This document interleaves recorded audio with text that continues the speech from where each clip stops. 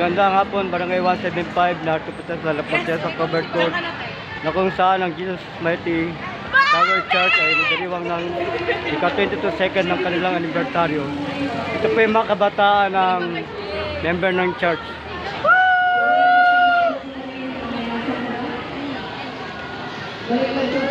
Ito yung mga kabataan na mga aktibo na kumikilos sa kanilang church.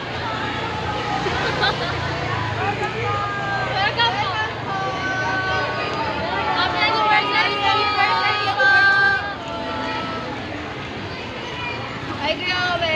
Ito lang po tayo sa loob ng covered court na kung saan nandito yung mga imbitado na sa kanilang gawain sa hapong ito.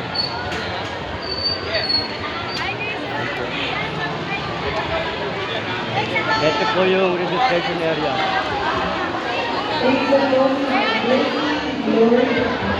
Meron po silang palibreng ice cream.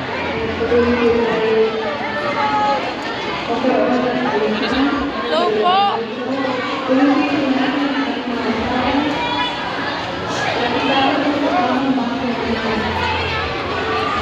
Ano pala dito pinatapos sa